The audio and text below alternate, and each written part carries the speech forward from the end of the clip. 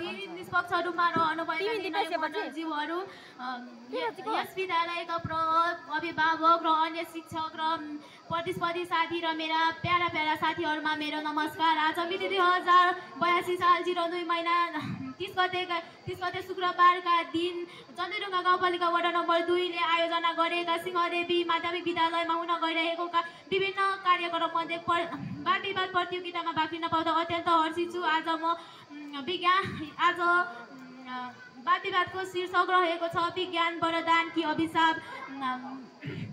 आज चाहिँ म विज्ञान वरदान हो भन्ने पक्षबाट आफ्नै केही तर्क राख्न अनुमति चाहन्छु।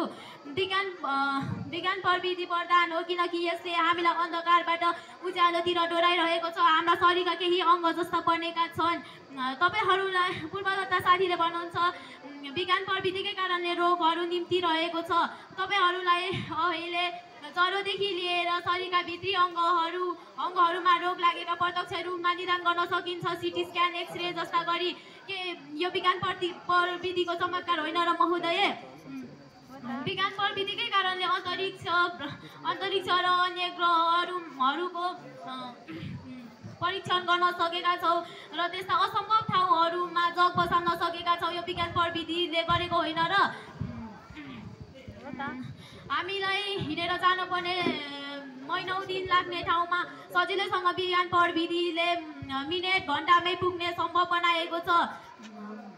विज्ञान प्रविधिकै कारणले गर्दा हामी यसरी विद्यालयमा आएर आफ्ना आन्तरिक गुणहरूलाई बाहिर प्रस्फुटन गर्न सकेका छौँ। यो विज्ञान प्रविधिले गरेको होइन र महोदय? विज्ञान प्रविधिले पूर्ववक्ता साथीले भन्नुहुन्छ कि विज्ञान प्रविधिकै कारणले कोभिड-19 पनि निम्तिएको हो।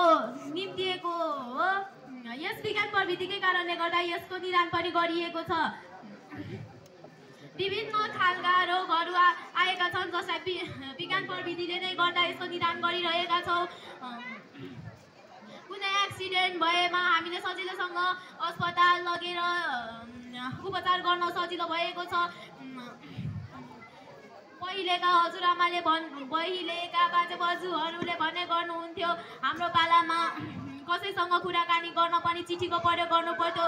तर आज हेर्नुहोस् तपाईँहरूको हातमा एन्ड्रोइड मोबाइलको प्रयोग भइरहेको छ। के यो नभएको भए तपाईँहरूको देश विदेशमा रहेका आफन्तहरूसँग कुराकानी गर्न सम्भव थिएन, पक्कै पनि थिएन। विज्ञान प्रविधिकै कारणले गर्दा आज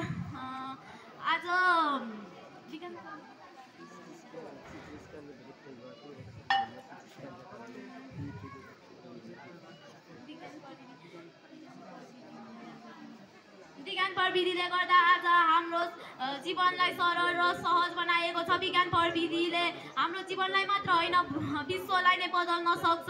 यति भन्दै मेरो 2 शब्द यहीँ टुङ्ग्याउन चाहन्छु। धन्यवाद।